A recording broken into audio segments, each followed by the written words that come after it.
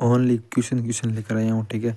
और आप भी मतलब साथ साथ में देखते रहिए कि आपको जो प्रश्न नहीं आ रहा है वो आपको उत्तर ढूंढ के देखना है, ठीक है। मैं नहीं बताऊंगा किसी का भी उत्तर, मैं ओनली वो प्रश्न लेके आया हूँ इंपॉर्टेंट।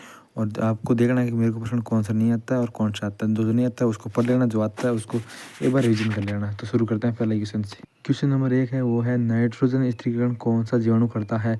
ऑप्शन ए मतलब है एजिटोबैक्टर, राइजोबियम, क्लोरेला और यीस्ट। चारों में से आपको सही आंसर चूज करना है, ठीक है। क्वेश्चन नंबर 2 है, प्रकाश संश्लेषण की प्रक्रिया कहाँ होती है।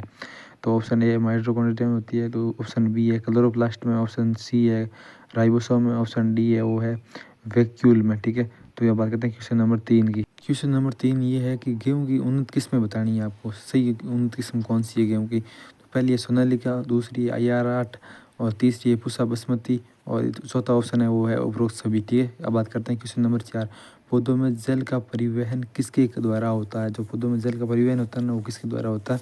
तो ऑप्शन पहला है वो है फ्लोएम, ऑप्शन बी है जाइलम, ऑप्शन सी है एपिडर्मिस, ऑप्शन डी है वो है कार्टेक्स। क्वेश्चन नंबर 5 है कि जैविक खाद का एक उदाहरण बताना है। जैविक खाद यूरिया है, DAP है, कंपोस्ट है, पोटास है, ठीक है। चारों में से एक सही उत्तर बताना है। क्वेश्चन नंबर 6 है, वो है हरित क्रांति का संबंध कहाँ से है। दूध उत्पादन से है, अनाज उत्पादन से है, मछली उत्पादन से है या फल उत्पादन से है। क्वेश्चन नंबर 7 है, वो है पौधों में परागण का मुख्य माध्यम है, ठीक है, वो आप बता देना। क्वेश्चन नंबर 8 है, DNA का पूरा नाम क्या है। क्वेश्चन नंबर 9 है, वो है कृषि में कीट नियंत्रण की जैविक विधि कौन सी है, जो आपको बतानी है। क्वेश्चन नंबर 10 है, वो है दलहनी फसलों की जड़ों में पाए जाते हैं।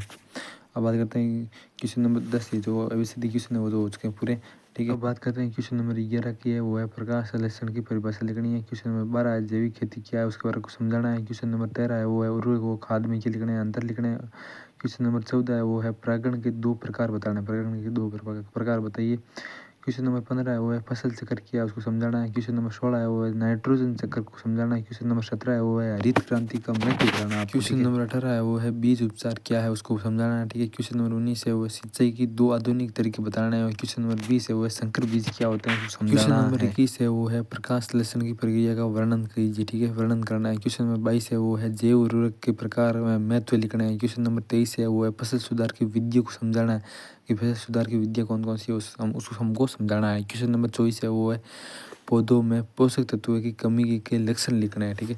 जो पौधे होते हैं उसके अंदर पोषक तत्वों की कमी होती है, उसके लक्षण क्या क्या है वो लिखना है। क्वेश्चन नंबर 25 है, वो है कृषि में जैव प्रौद्योगिकी का क्या महत्व है। जो कृषि होती है ना खेती, उसके अंदर जैव प्रौद्योगिकी क्या महत्व है उसको समझाना है पूरा। क्वेश्चन नंबर 26 है, वो है कीट प्रबंधन की एकीकृत विधि IPM को समझाना है, ठीक है। क्वेश्चन नंबर 27 है, वो है मृदा संरक्षण के उपाय लिखना है। उपाय लिखना है, मृदा संरक्षण के उपाय लिखना है। क्वेश्चन नंबर 28 है, वो है पशुपालन का कृषि में महत्व क्या है उसको समझाना है।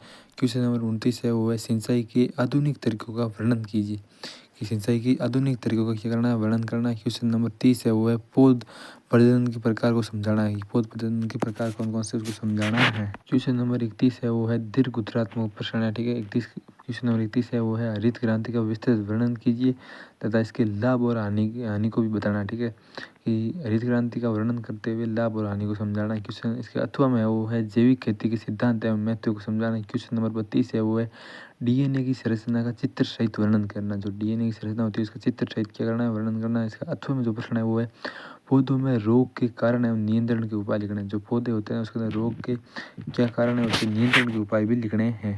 अब बात करेंगे परीक्षा में आने वाले जो पक्के यानी महत्वपूर्ण प्रश्न है ना उनके ऊपर बात करेंगे। तो पहला महत्वपूर्ण है वो प्रकाश संश्लेषण, आपको पढ़ के जाना टॉपिक, ठीक है। दूसरा टॉपिक है वो है नाइट्रोजन चक्र है, वो आपको पढ़ के जाना पूरा। तीसरा जो टॉपिक है वो है जैविक खेती, वो भी पढ़ के जाना। चौथा टॉपिक है हरित क्रांति, पांचवा है फसल चक्कर और छठा है जैव उर्वरक। ये 6 के 6 टॉपिक पढ़ के जाना। और भी टॉपिक है, 15 टॉपिक बताऊंगा। 15 टॉपिक अगर आप पढ़ के चले गए ना तो आपका 80 में से 80 नंबर लाने से कोई नहीं रोक सकता, कोई नहीं रोक सकता, ठीक है। 7 नंबर टॉपिक है वो है IPM को मतलब समझाना, उसको पूरा पढ़ के जाना। क्वेश्चन नंबर 8 है, वो है मृदा संरक्षण भी पूरा पढ़ के जाना। बीज उपचार भी पढ़ के जाना। संकर बीज क्या होता है वो भी पढ़ के जाना। DNA की संरचना पढ़ के जाना। सिंचाई की आधुनिक विधियाँ पढ़ के जाना, ठीक है। 13 नंबर टॉपिक का नाम है वो है पौध प्रजनन, इंपॉर्टेंट है। और 14 वो भी इंपॉर्टेंट है, कीट नियंत्रण की जैविक विधि को समझाना और पोषक तत्वों की कमी। ये जो 15 टॉपिक है 15 के 15 याद करके जाना सही तरीके से। इनमें से प्रश्न आएंगे सारे, लगभग पूरा पेपर इन्हीं में से आएगा, ठीक है। और मैं आपको बता देता हूँ क्रैश कोर्स अगर आप ऑनलाइन से तैयारी करते हो तो मैं आपको यूट्यूब पर फ्री पढ़ाऊँगा, नो पेमेंट, ठीक है, फ्री ऑफ कॉस्ट है। कोई भी पढ़ सकता है, ठीक है।